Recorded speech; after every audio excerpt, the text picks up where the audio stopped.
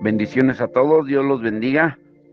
Bueno, vamos a continuar con los estudios acerca de la santidad de Dios. La semana pasada estuvieron muy interesantes porque se conmemoró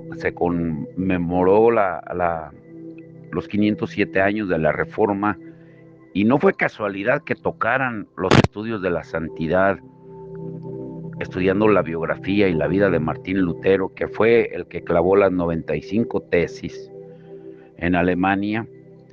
Y estudiamos un poco acerca de él, de cómo la santidad de Dios lo cambió a él.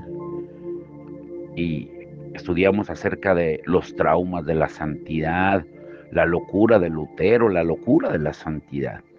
Esta semana pongan mucha atención. El título de hoy es La justicia santa. La justicia, dijo Aristóteles, es considerada como la más elevada de todas las virtudes, más admirable que la estrella de la mañana y que la estrella de la noche. Martín Lutero entendió cuán serio es para la gente injusta el problema de vivir en la presencia de un Dios santo y justo. Así como él fue un monje ejemplar, Pablo fue un fariseo del mismo tenor. Ambos eran hombres brillantes y bien educados. Se dice de Pablo que cuando se convirtió era el hombre más educado en Palestina. Al cumplir 21 años ya tenía el equivalente de 2 doctorados y tuvo asimismo conflictos profundos con la ley, así como con el asunto de la justicia de Dios. Y tanto Lutero el monje como Pablo el fariseo fueron consumidos por el problema de la justicia santa. Ambos fueron estudiantes de la ley del Antiguo Testamento antes de ser promotores del Evangelio. Quien lea el Antiguo Testamento tendrá un conflicto con la aparente brutalidad de los juicios de Dios que ahí se encuentran.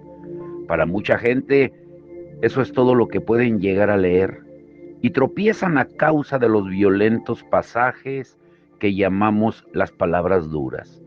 Algunos ven estos dichos como una razón suficiente para rechazar el cristianismo. Esas palabras duras parecen suficientes para menospreciar al Dios del Antiguo Testamento. Otros tratan de suavizar el impacto, tratando el Antiguo Testamento como una parábola religiosa o aplicando un método de cortar y pegar. Clasifican los pasajes más brutales como un mito primitivo. Algunos van más lejos, argumentando que el Dios del Antiguo Testamento es diferente a, al del Nuevo Testamento. Un Dios tenebroso con un mal temperamento, una especie de deidad demoníaca cuya ardiente ira está más allá de la dignidad del Dios de amor del Nuevo Testamento. Ahora, muy atentos, por favor, porque en este estudio vamos a ver al Dios del Antiguo Testamento directo a los ojos. O sea, vamos a examinar los pasajes más difíciles y ofensivos del Antiguo Testamento y tratar de encontrarle sentido. Y veremos el inmediato y súbito juicio que vino sobre Nadab y Abiú, los hijos de Aarón. Veremos la inusual muerte de Usa por tocar el arca del pacto y veremos la larga lista de crímenes por los cuales Dios ordenó la pena capital, la pena de muerte. Veremos la masacre de mujeres y niños supuestamente hecha bajo las órdenes de Dios. Por eso quiero advertirles que este estudio no es para personas débiles de estómago o de corazón, porque viajaremos a los más terribles abismos. Si están dispuestos a seguir escuchando, miremos primero a Nadab y Abiú. Ellos eran sacerdotes, hijos de Aarón, el sumo sacerdote. Junto a Moisés, Aarón había guiado al pueblo de Israel por el desierto. Dice Levítico 10, 1 y 2, Nadab y Abiú, hijos de Aarón, tomaron cada uno su incensario y pusieron en ellos fuego, sobre el cual pusieron incienso y ofrecieron delante de Jehová fuego extraño que él nunca les mandó. Y salió fuego de delante de Jehová y los quemó y murieron delante de Jehová. Más que cualquier otro, Moisés y Aarón tenían una relación íntima con Dios. Así, uno esperaría un poco de tolerancia de parte de Dios para con los hijos de Aarón, pero no la hubo por una transgresión en el altar. Y Dios reaccionó inmediata y violentamente, aniquilándolos en el acto. No estaban profanando el altar con prostitutas u ofreciendo sacrificios humanos como lo hacían los adoradores de Moloc. Nada más Nadab y Abiú ofrecieron un fuego extraño del cual la Biblia no dice con seguridad qué era. Suena como si todo era un asunto de sacerdotes jóvenes experimentando creativamente con la adoración. Una ofensa censurable quizá, pero la pena de muerte sin el beneficio de un tribunal, eso sería una ejecución sumaria e inmediata. Pero a través de los años la gente ha tratado de ofrecer una explicación natural de lo que pasó a Nadab y Abiú. Hubo un personaje, Emanuel Velikovsky, un científico amigo de Albert Einstein, y escandalizó al mundo geológico con su teoría de que los cambios en la superficie de la Tierra fueron provocados súbitamente por un planeta o cometa gigante que se acercó revirtiendo sus polos magnéticos, haciéndola girar en dirección opuesta. Imaginen un trompo girando velozmente y de repente se le hace girar en la dirección opuesta. Si hubiese agua dentro del trompo, ¿qué sucedería?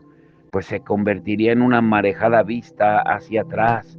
Y parte de la teoría de Velikovsky sugiere que una lluvia de meteoritos llenos de petróleo bombardeó la Tierra, llenando su superficie de fisuras y formando grandes depósitos de petróleo bajo la superficie, por ejemplo, en las regiones ricas en petróleo del Medio Oriente. Esa teoría sugiere, dice Velikovsky, que Nadab y Abiú encontraron algo de ese petróleo y sin saber qué era decidieron experimentar mezclándolo con sustancias combustibles inflamables en el altar, y cuando lo pusieron en el fuego, ¡fum!, se encendió y explotó, matando instantáneamente a ambos sacerdotes. En una sociedad primitiva, esto sería visto como un repentino acto de juicio divino.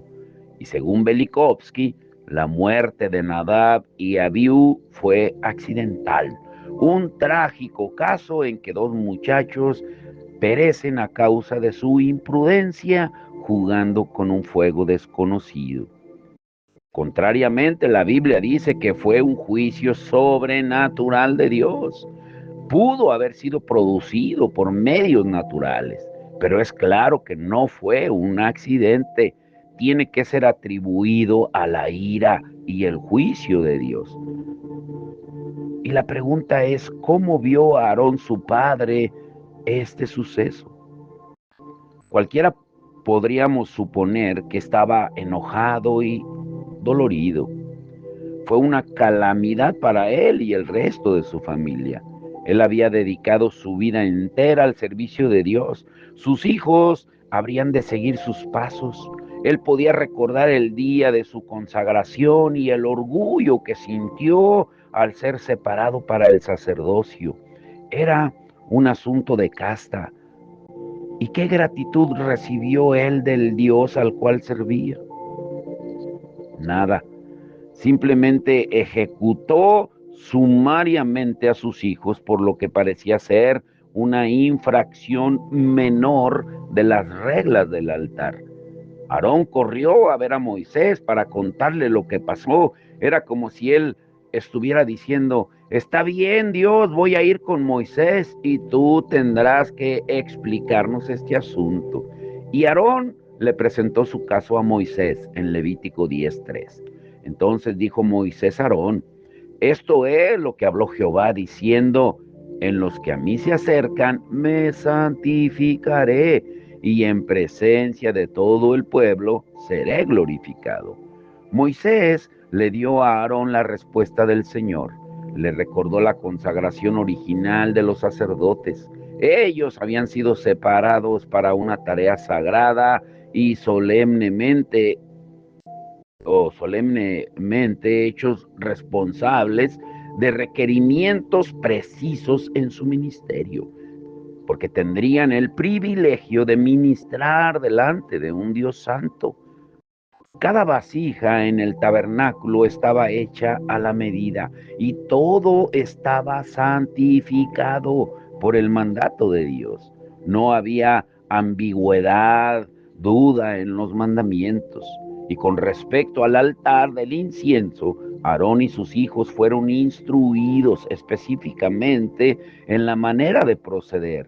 Dios les había dicho en Éxodo 39:10: no ofreceréis sobre el incienso ni holocausto, ni ofrenda, ni tampoco derramaréis sobre él libación, y sobre sus cuernos hará Aarón expiación una vez en el año con la sangre del sacrificio por el pecado para expiación, una vez en el año sobre él por vuestras generaciones. Será muy santo a Jehová.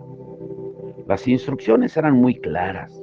El altar del incienso fue declarado muy santo por Dios.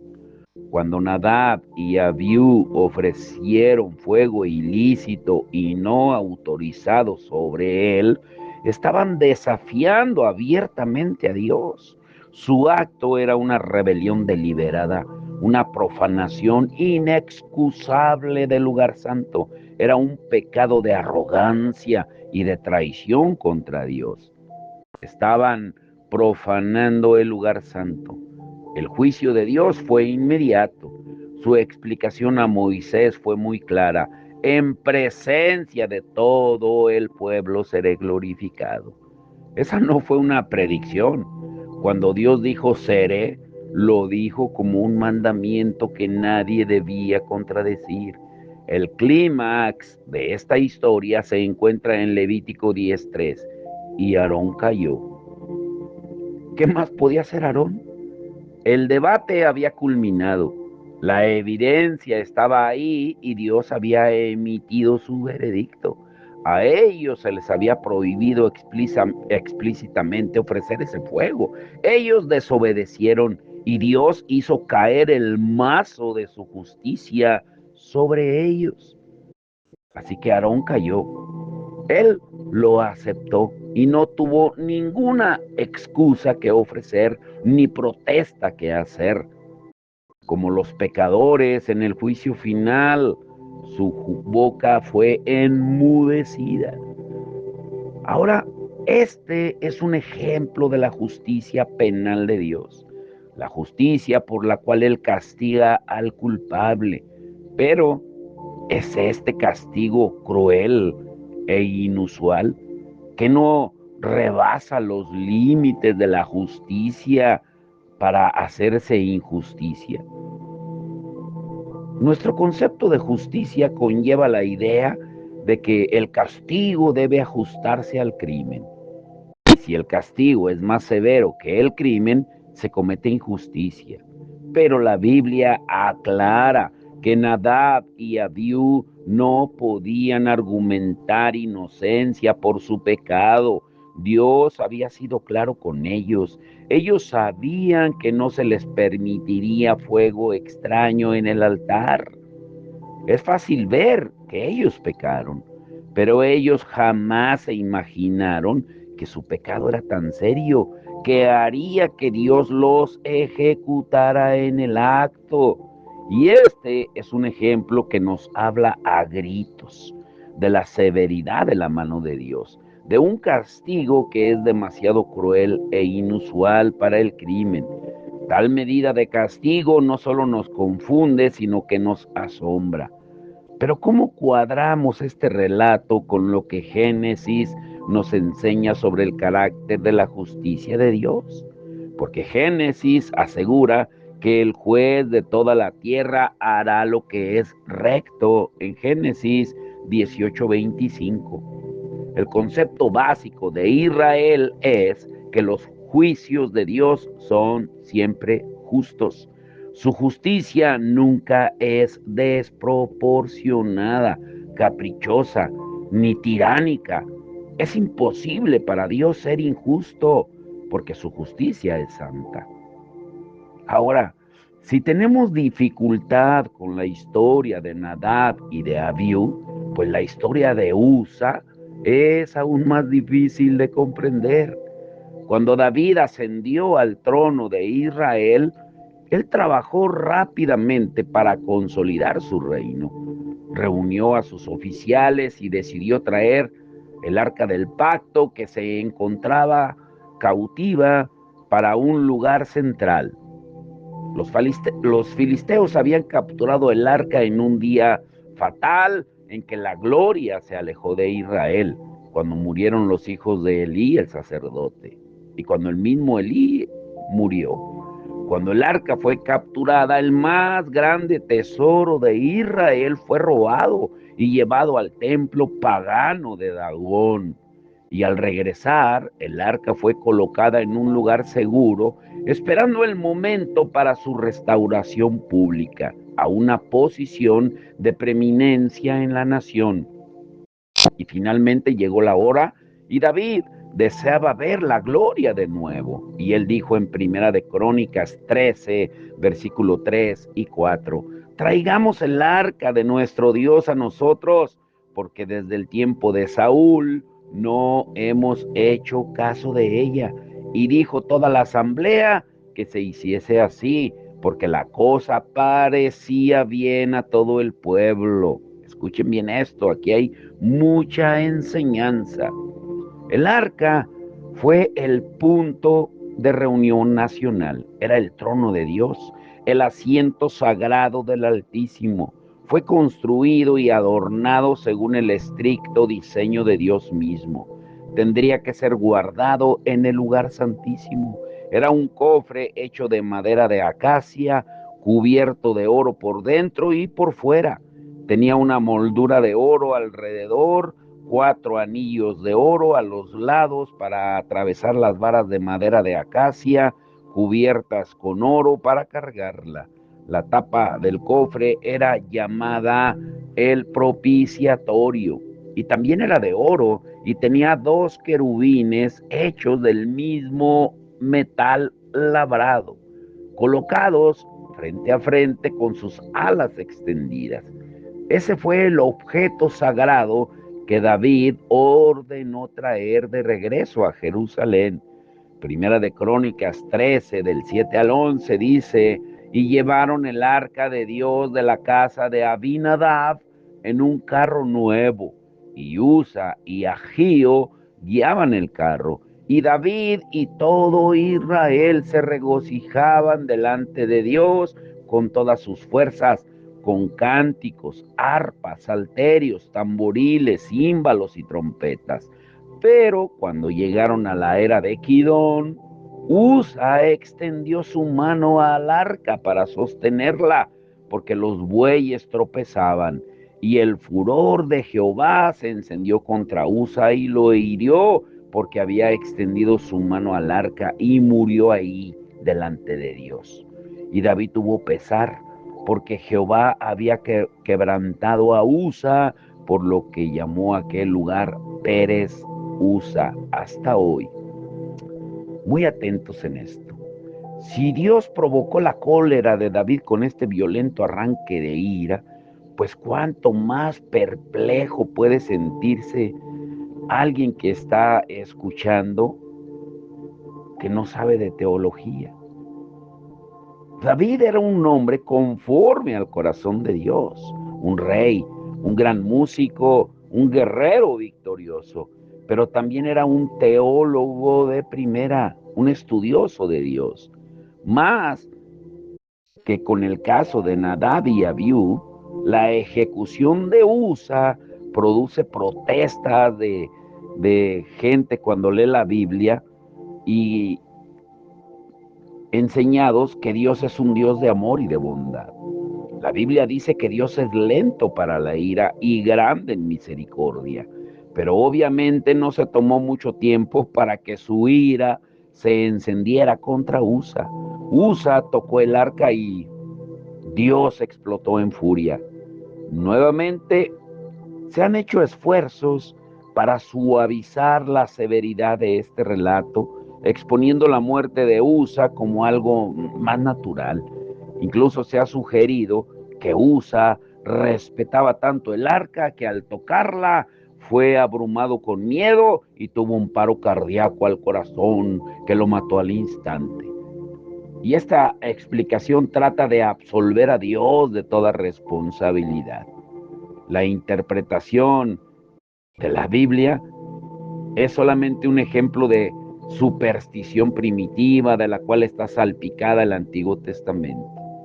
Porque la gente busca esas explicaciones no solo porque nuestra cultura tiene una alergia incurable a todas las cosas sobrenaturales, sino porque también esta historia ofende nuestro sentido de justicia. Veamos de nuevo lo que sucedió. El arca era transportada por una carreta de bueyes. Era un día de gozo y celebración nacional. La gloria estaba regresando a la ciudad santa. Las multitudes llenaban las calles. El desfile era realzado por el sonido de arpas, liras, tamborines, címbalos y trompetas. Solo imaginen el espectáculo. Era como un desfile de 76 trombones. La gente danzaba en las calles y de repente los bueyes tropezaron y el carro se balanceó. El cofre se resbaló y estaba a punto de caerse al suelo y enlodarse. Era imposible o impensable que este precioso objeto fuese deshonrado cayendo en la suciedad. Seguramente la reacción de Usa fue instintiva. Él hizo lo que cualquier judío piadoso hubiera hecho para evitar que el arca cayera en el lodo. Extendió su mano hacia la tambaleante arca para proteger este santo utensilio. No fue un acto premeditado de desafío a Dios, fue un reflejo desde nuestra perspectiva, parece como un acto de heroísmo y pensaríamos que Usa escucharía la voz de Dios desde el cielo gritando: ¡ay, gracias, Usa, que no dejaste que el arca cayera al suelo! Pero Dios no lo hizo y en lugar de eso lo mató, lo aniquiló ahí mismo. ¿Cuál fue el pecado de Usa? Para responder eso, debemos recordar cómo Dios instituyó el sacerdocio y el mandamiento que les dio para ser sacerdotes en Israel. Número 1, tenía que ser de la tribu de Leví. Todos los sacerdotes tenían que ser levitas, pero no todos los levitas eran sacerdotes.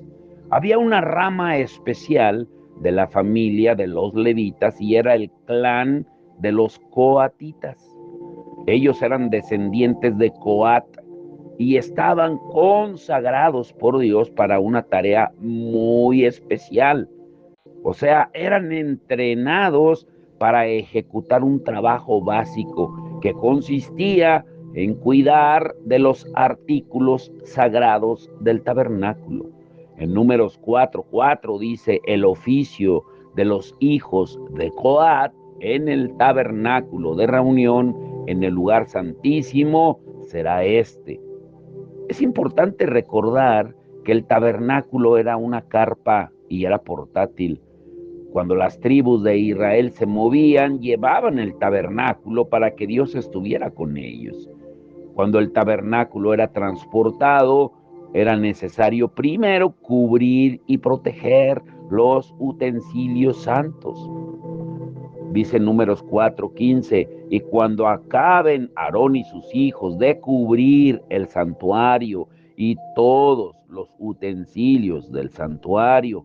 Cuando haya de mudarse el campamento, vendrán después de ellos los hijos de Coat para llevarlos, pero no tocarán cosa santa, no sea que mueran.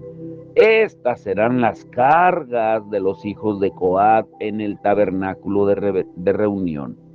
Para reforzar este mandamiento, Dios agrega más estipulaciones en Números 4, 17 y 20. Habló también Jehová a Moisés y a Aarón diciendo: no haréis que perezca la tribu de las familias de Coat de entre los levitas, para que cuando se acerquen al lugar santísimo vivan y no mueran. Haréis con ellos esto: Aarón y sus hijos vendrán y los pondrán a cada uno en su oficio y en su cargo. No entrarán para ver cuando cubran las cosas santas, porque morirán. Usa era un coatita. Él sabía exactamente cuáles eran sus tareas. Había sido entrenado en la disciplina de su llamado. Entendía que tocar el arca era una ofensa de muerte. A ningún coatita, bajo ninguna circunstancia, se le permitía tocar el arca. Ninguna emergencia era motivo para quebrantar ese mandamiento inviolable. La elaborada construcción del arca, completa con sus argollas de oro a través de las cuales las varas eran insertadas, era tal que hacía claro que no se le podía tocar. Los hombres comisionados a transportar el arca solo podían tocar las argollas y las varas, y era su tarea cargar el arca por las varas. Nada se había dicho acerca de acelerar el proceso transportando el arca en una carreta de bueyes. En primer lugar, ¿qué estaba haciendo el arca en una carreta de bueyes? Dios era tan estricto acerca de las cosas santas del tabernáculo que los coatitas no podían ni siquiera ver el arca. Esto era también un crimen de muerte. Dios decretó que si un coatita tan solo miraba por un instante el arca en el lugar santísimo, moriría. De modo que Usa no solo tenía prohibido tocar el arca, sino aún mirarla. Yo espero que Dios esté hablando a todos nosotros, porque nosotros hemos llegado tristemente a familiarizarnos tanto con la santidad de Dios que ya no la reverenciamos. Pero Usa, vuelvo a repetirlo, no solo tenía prohibido tocar el arca, sino aún mirarla. Pero no solo la miró, sino la tocó de todas maneras. Alargó su mano y la colocó sobre el arca para evitar que cayera al suelo. Ahora, ¿fue esto un acto de heroísmo santo que evitó para que no cayera el arca? No, fue un acto de arrogancia, un pecado de pretensión. Usa asumió que su mano estaba menos contaminada que la tierra, pero no era la tierra o el lodo lo que profanaría el arca, era el toque del hombre. El que tenga oídos para oír, oiga. La tierra, la tierra es una criatura obediente, hace lo que Dios le dice que haga, produce su cosecha a su tiempo, obedece las leyes de la naturaleza que Dios estableció. Cuando la temperatura baja a cierto punto, se congela. Cuando se le agrega agua a la arena, se hace lodo, tal como Dios lo diseñó. La tierra no comete traición. No hay nada contaminado acerca de la tierra. Dios no quería que su santo trono fuese tocado por nada contaminado con el pecado, con lo que se le hubiera revelado. Aquello que hubiese hecho que la creación completa se arruinase y que la tierra, el cielo y las aguas gimieran juntas con dolores de parto, esperando el día de la redención.